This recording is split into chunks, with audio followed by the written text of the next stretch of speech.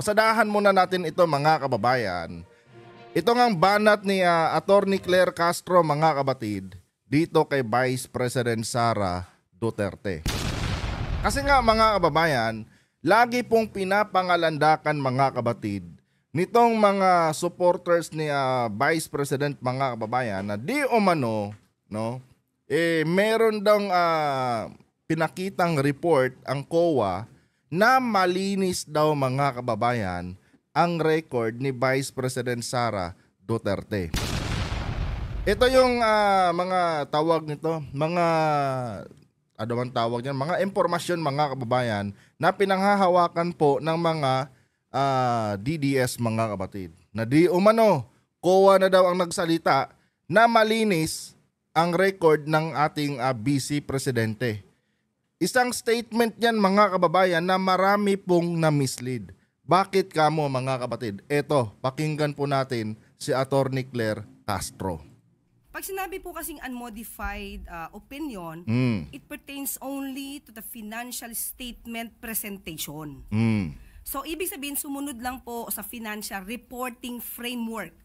Kumbaga, yung format, kung ano yung laman, nagbalanse. Pero hindi po ito nagpapatunay na walang anomalya. Iba. Putulin muna natin dyan mga kapatid. Nadidera ko dun na. Ang sabi ni Attorney Claire Castro mga kapatid, itong mga sinasubmit ni Sara Duterte sa COA, na kung saan mga kababayan, ito din yung ginagamit ng ating Vice Presidente ngayon mga kapatid, sa kanyang mga propaganda dito sa kanyang mga supporters. Sa di umano, meron namang COA na nagsasabi na malinis, at walang anomalya yung aking report sa kanila. Itong mga ganitong statement mga kapatid na sinasabi ni Sara Duterte, yan po mga kababayan ay hindi po totoo. Bakit kamo mga kapatid? Ito kasing sinasubmit na report, base dito sa naiintindihan ko sa sinasabi ni Attorney Claire Castro mga kapatid, every year kasi mga kababayan, bago ang fiscal year, pag sinabi natin fiscal year mga kapatid, ito po yung time na kung saan pinag-uusapan na po ang mga budget para sa susunod na taon. Ito po yung mga oras mga kababayan na kung saan mga kapatid, marami po tayong naririnig na hearing sa House of the Representatives hanggang sa Senado pagdating sa mga budget nila, na kung saan inuusisa po yan mga kapatid ng ating mga mambabatas. Pagdating kasi ng fiscal year mga kababayan, hinihingian yan sila ng mga budget. And bago yan mga kapatid, bago po magsimula ang fiscal year mga kababayan, kailangan po nilang mag-submit ng kanilang mga audit report mga kapatid sa COA. Para iparating sa COA na itong budget na binigay sa akin last year, ito po ang liquidation niyan. Dito ko ginamit itong mga kuan na to, itong mga milyones na ibinigay nyong budget sa aking opisina. Sa case kasi ni Vice President Sara Duterte mga kapatid, tama naman, Tama naman yung sinasabi ng kanyang mga supporters na nagsalita na ang COA at malinis naman yung kanyang record. Walang nakitang anomalya. Yes, tama yun. Wala tayong problema doon mga kababayan. Bakit kamo? Siyempre mga kapatid, dinoktor na po yung confidential funds na ibinigay sa Vice Presidente. Ginawa nila ng liquidation mga kababayan na sasakto po doon sa mga budget. Halimbawa, binigyan mo si Sara ng 1 milyon. Diba? Ngayon si Sara mga kapatid, yung 1 milyon, kinurap pala niya. Ito example lang to Gusto ko lang ma-detail sa inyo mga kababayan kung paano nga ba itong sinasabing pag-o-audit sa COA. Halimbawa mga kapatid, binigyan si Sara Duterte ng 1 milyon. Tapos itong 1 milyon mga kababayan, kinurap niya. Yung 1 milyon. Ngayon mga kapatid, para hindi siya mahalata sa COA, gumawa siya ng liquidation niya kung paano niya ginamit yung 1 milyon. Diba? At yun ang isinumiti niya sa COA. Ngayon ang COA mga kababayan, syempre nakita niya, okay pala, nagamit pala yung budget sa tama. Ito pala yung mga liquidation ng ating Vice Presidente. Syempre mga kapatid, sasabihin ngayon ng COA na walang problema sa budget na ibinigay sa opisina ng Vice Presidente. Pero ang totoo mga kababayan, gawa-gawa lang po no, yung liquidation na ginawa ng ating Vice Presidente. Yan po ang nangyari mga kabatid sa kanyang confidential funds. Diba? That's why mga kababayan, inimbestigahan yan ng House of the Representatives. Kasi noong nakita mga kababayan ng House of the Representatives, no, yung audit report ng ating Vice Presidente, nagtaka sila mga kababayan. No, para bang hindi ka panipaniwala mga kabatid. Grabe, no? Ganito mo inubos yung milyones na ibinigay ng gobyerno sa iyong opisina. Yung 125 million, naubos mo kaagad sa loob lamang ng 11 days. Oh. Tiningnan nila mga kabatid, in-evaluate po ng ating mga ng ating mga mambabatas diyan sa house, no? At doon nila nakita mga kababayan na yung tawag nito, itong ibinigay ng ating Vice Presidente na liquidation niya sa kanyang confidential funds ay kahina-hinala mga kapatid. That's why hinahanapan siya ng eksplanasyon ng mga taga-house mga kababayan. Madam Vice President, pwede ka bang pumunta dito sa aming pagdinig, no? Patungkol dito sa kung paano mo inubos itong 125 million mo in 11 days. 'Di ba? Yun mga kabatid. Ito namang mga ito namang mga hunghang mga kababayan na taga-suporta ng ating Vice Presidente, no? Blind na blind mga kabatid. Bakit kamo? Sabi ni Sara kasi, eto yung audit report ko ng COA, walang nakitang anomalya yung COA. Itong house mga kababayan, nag-deep dive sila. In-evaluate nilang mabuti. Tingnan nga natin tong report ng COA. No, tingnan nga natin kung tama ba itong paggasta ng ating Vice Presidente. Nakita nila mga kabatid, mga imbentong pangalan lahat. Okay lang sana, no? Kung may nakikitang imbentong pangalan doon. Ang problema mga kababayan, para bang gaguhan mga kabatid yung mga pangalan na inilagay doon. Biruin mo, may mga Xiaomi na apelyido doon mga kabatid. No? May mga Piatos na apelyido. Anong rason ng Vice Presidente? Yan po ay alias lang. Dahil hindi po pwedeng ibigay yung kanilang mga totoong identity. Alias lang daw yun. Sige, tinanggap natin na alias yun. Ang tanong, Madam Vice President, asan yung mga patunay na itong mga pangalan na ito, yung mga tao sa likod ng pangalan na ito, meron ngang mga ganitong report na ibinigay sa'yo, ipakita mo sa amin. Doon na hindi sumagot si Sara mga kababayan at patuloy na siyang umiiwas.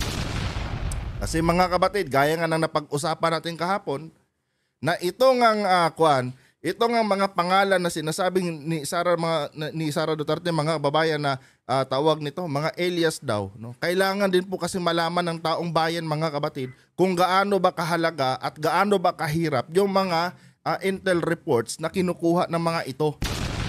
Bakit kailangang maubos sa sa loob ng 11 days itong kanyang confidential funds?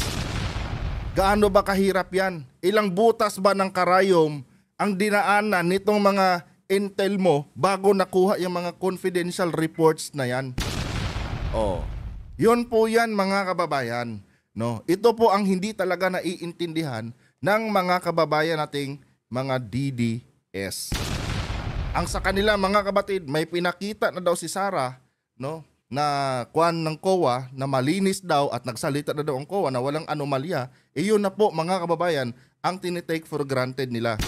Na tama daw yun, wala naman daw mali dito sa paggamit ng ating Vice Presidente sa kanyang confidential funds. Pero ang totoo mga kababayan, noong sisirin yan ng ating mga mambabatas, dyan na po mga kabatid, nagkanda leche-leche yung kanilang mga nadiskubre. No? Kasi nga mga kababayan, ang dami pong irregularities mga kabatid sa paghawak ng Vice Presidente sa pondo na ibinibigay ng gobyerno sa kanyang opisina. Yun po yun. Tuloy. Po yung tama ang pag-report at iba yung tama ang paggamit. Mga kababayan, ganun nga. No? Iba po yung tama ang pag-report, iba din yun mga kabatid yung tamang paggamit. Kasi yung pag-report nga mga kababayan, pwede mong i-fill in yung yung tawag nito, yung liquidation mo na itong halimbawa, no, sa 1,000,000, no? Itong 200,000 dito ko ginamit 'yan. Ang another 200,000 dito ko rin ginamit, no? Yung the rest na naiwan dito 'yan, no? Sa part na to, sa bagay na to, dito ako gumastos ng mahigit 600,000. 'Di ba? Pero ang totoo mga kababayan, yung 1,000,000 kinurap niya. Oh. Kanya nga lang, kailangan niyang ipakita na may liquidation siya sa COA. O yun po yun mga kapatid. Ito na po yung sinasabi ni Atty. Claire dito. Na iba po yung tamang pag-report, iba din yung tamang paggamit. Kasi yung pag-report, formality lang yan eh. No? Para lang may maipakita ka sa nag-u-audit sa'yo na dyan mo ginamit yung pera. Pero ang totoo mga kababayan, nasa maling paggasta yung ginawa ng ating Vice Presidente. Oh. Gets nyo mga kabatid? Yung point dito? Oh. Ganon mga kabatid, ang nangyari dito sa budget ni Sara na kung saan mahirap po yung ma-digest mga kababayan sa utak ng ating mga kababayan na taga-suporta ni Vice President Sara. Ang sa kanila lang kasi mga kabatid, yung papilang na pinapakita ng COA na malinis di umano. Mga kababayan, ang record ng Vice Presidente at wala daw nakurap kasi naipaliwanag naman daw, may liquidation naman daw kasi mga kabatid. At walang nakitang butas ang COA.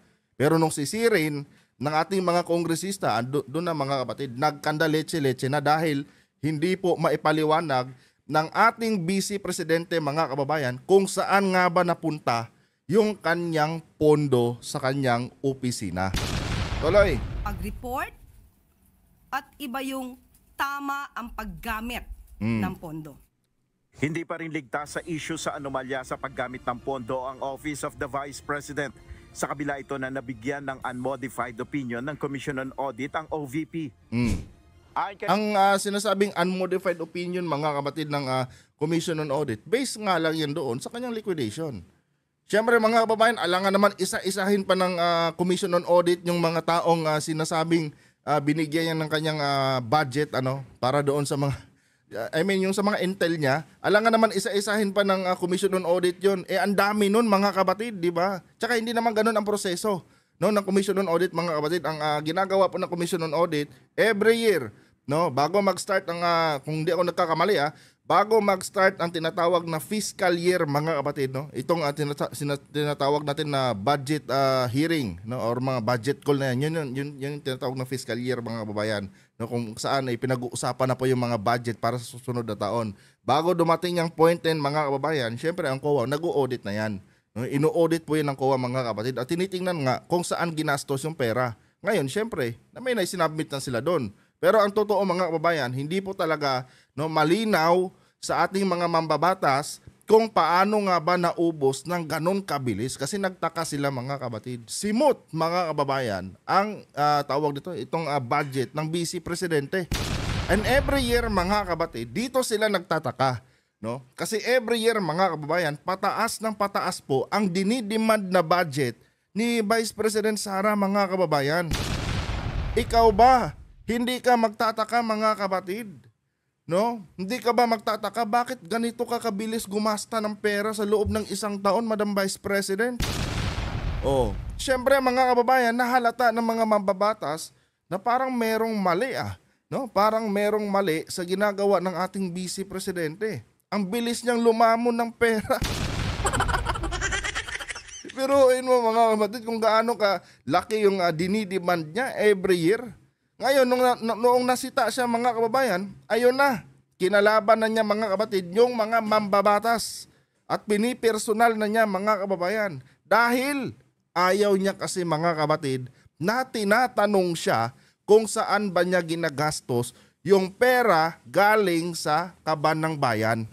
Ang gusto niya mga kababayan na pag nagsulat siya doon sa kanyang during budget call mga kabatid, during budget call kasi, ito kasing I think DBM, every fiscal year mga kababayan, nagpapadala ng notice na yan doon sa mga ahensya ng gobyerno. Yun yung tinatawag na budget call. Ngayon, magsusulat sila doon ng kanilang mga kailangang budget. Ito si Sara mga kababayan, ang gusto niya mangyari, na pag nagsulat siya ng kung ilang milyon dyan mga kapatid, ang gusto niya i-approve ka agad. No questions asked mga kababayan. Kaya itong mga kongresista, nagtaka. Pucha, bakit ganito yung ating presidente? Every year, habang tumatagal yung taon, every year, pataas ng pataas din. Ano? Tumataas din yung lagnat ng ating vice presidente. Humihingi din ng kulang-kulang 1 bilyon na budget. Oh. Ngayon, syempre mga kababayan, no? Out of curiosity, nagsagawa sila ng investigasyon. Sige nga, try nga natin to. Hamunin nga natin yung ating vice presidente. Ipaliwanag mo nga yan, Madam Vice President, kung paano naubos yung mga pera na yan. Kasi, grabe ka sumipsip ng pera eh. Talagang nalilimas yung kaba ng opisina mo eh. Oh. Doon na nagsimula mga kababayan na nagkandagulo-gulo na po sila. No? Kasi nga mga kabatid, itong si Sara, ang naging defense mechanism po mga kababayan ng ating vice presidente ay pinupolitika daw ang kanyang opisina. Oh. Pinupolitika ba yon? Tinanong ka lang naman. No? Kailangan lang naman nila yung konkretong sagot mo at ipaliwanag mo ng maayos kung saan mo ginasta yung pera tapos ngayon nagagalit ka. Oh. Di ba? Tapos ngayon mga kabatid, eto na. No, nauwi na po mga kababayan sa impeachment. Na kung saan mga kababayan, ginagawa po ng ating vice presidente ngayon ang lahat, no, gamit itong kanyang impluwensya para lang maharang itong impeachment. Bakit kamo? Ayaw niyang ipaliwanag talaga mga kapatid kung saan niya, no, dinala yung bilyones na ibinigay ng gobyerno sa kanyang opisina. Gusto niyang takasan mga kababayan. 'Di ba? Yun mga kapatid. Kaya itong ating vice presidente ngayon, kung ano-ano ng paninira sa gobyerno, ang kanyang ginawa para lamang, no, gumanda itong kanyang imahe. Pero mariresolba lang to lahat mga kababayan, ano, lahat ng pagdududa ng taong bayan, mariresolba lang po ito mga kapatid kung matutuloy po ang impeachment trial at mailatag lahat itong mga article of impeachment mga kapatid dahil naglalaman po yan ng mga ebidensya laban sa ating vice presidente. At kailangan niyang sagutin yan, no? Kailangan niyang depensahan yan. Yun po yung purpose mga kapatid kung bakit may impeachment trial. Ang problema, malabo na po mga kababayan kung matutuloy pa itong impeachment. Dahil hinarang na lahat mga kapatid. Yung kanyang mga galamay gumagalaw na para harangin itong kanyang impeachment. Tuloy. Kay Palace Press Officer Yusek Claire Castro, hindi pa tungkol sa compliance at performance audits ang ibinigay na opinyon ng COA sa OVP para sa taon 2024. Kung nagkaroon man po ng unmodified opinion ang COA for 3 years in a row, ang OVP, hindi po nangangahulugan na walang irregularidad sa paggamit ng pondo. Oh, tama 'yun mga kapatid. Tama yun mga kababayan. Alam niyo kung bakit mga kapatid? Nagkaroon lang naman ng ganitong problema si Sara noong mahalata na siya mga kababayan na sobra-sobra siya kung manghingi ng budget taon-taon. Diba? Kaya ang ating mga mababatas, talagang sinikap nila mga kapatid na alamin. Madam Vice President, baka pwede naman, ipaliwanag mo. Ang lalaki ng budget na hinihingi mo sa amin tapos ayaw mo magpaliwanag, that is unfair. No? Pera ng taxpayers yan. Pera ng taong bayan yung ginagastos mo. Tapos, wala kang maibigay sa amin na konkretong sagot kung saan mo dinala yung pera na yan. Oh. Hanggang sa umabot mga kababayan na mismong land bank mga kapatid mismong land bank po mga kababayan, nag-testify na po na under his administration mga kapatid bilang DepEd Secretary at bilang Vice Presidente mga kababayan, ngayon lang po nangyari mga kapatid, na kung saan, after ma-disburse yung kanyang budget, wini-withdraw niya mga kababayan in cold cash. Sa ibang mga nagdaang mga vice presidente, mga kababayan, at DepEd secretary ng DepEd, no? Wala pong ganon mga kabatid na after ma-release ng DBM itong kanyang budget, nilalabas agad mga kabatid in cold cash. Pero itong si Vice President Sara Duterte mga kababayan, ganon po. No, biruin mo ilang milyon yun. To the point mga kapatid na nagrereklamo ang Land Bank. Madam Vice President, hindi po namin agad-agad mailalabas yung pera na yan dahil walang ganyang kalaking pera sa loob ng aming bangko. No? It takes 2 to 3 days or 1 week bago namin prepare yung pera na yan kasi biruin nyo mga kabatid 100 million gusto niyang i-cash out within the day mga kababayan. Saan ka naghanap ng ganyan? Oh. Yun mga kabatid. Sino ba namang hindi magtataka? Bakit kailangan mong i-withdraw in cold cash yan, madam? No? Hindi naman kailangan i-withdraw mo yan lahat eh. Saan mo dadalhin yung pera? O ayun pa mga kababayan. No? Bakit may sarili silang bakit may sarili silang vault mga kabatid sa kanilang opisina? Anong ibig sabihin yan? 'Di ba?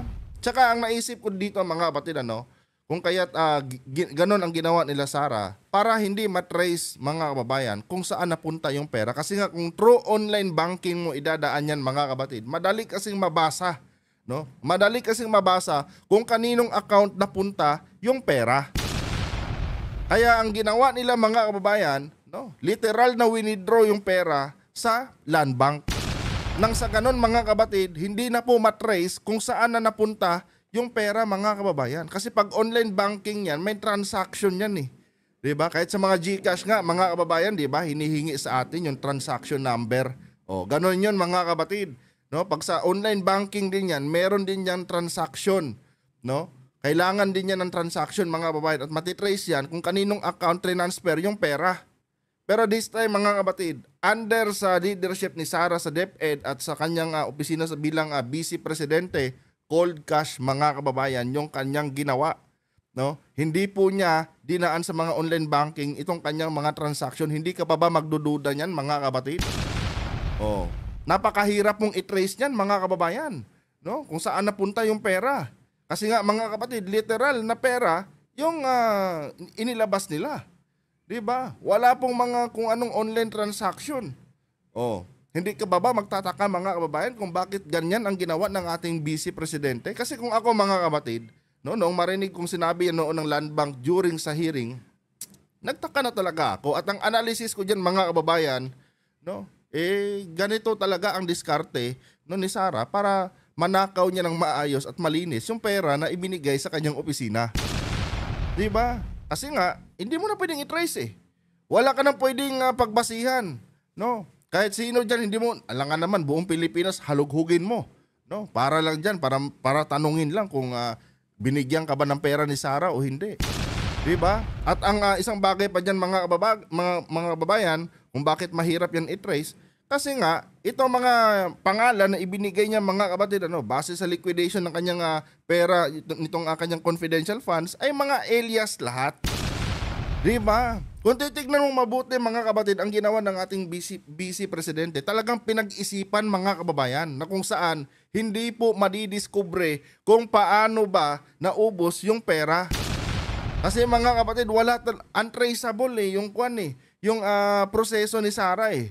'Di ba? Mahihirapan talaga mag-imbestiga yung ating mga investigador mga kapatid kung saan na napunta yung pera dahil wala silang pwedeng malinis talaga mga kababayan, walang ebidensya. 'Di ba? Tapos ngayon mga kapatid noong kini-question na siya, dinidikdik na siya mga kababayan, sasabihin lang niya, pinupolitika siya ng administrasyon ni PBBM.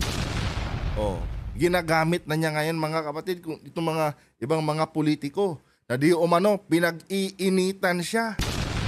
Di ba mga kababayan? Kung ikaw po ay matino na klaseng Pilipino, susuportahan mo pa rin ba itong ganitong gawain ng ating Vice Presidente kahit alam mo na merong mali sa paghawak niya ng pera ng taong bayan? Kasi pera ng taong bayan talaga yan mga kapatid. Galing po sa buwis natin itong nilulustay ni Vice President Sara. Diba? Mga kababayan, wala akong nakikitang mali sa ginawa mga kapatid ng House. Dahil karapatan talaga mga kapatid ng taong bayan na malaman. Kasi nga ang pinag-uusapan dito ay napakalaking pera po mga kababayan na kung saan wala pong maayos na paliwanag ang ating Vice Presidente kung saan na po napunta yung mga budget na ibinigay po sa kanyang opisina.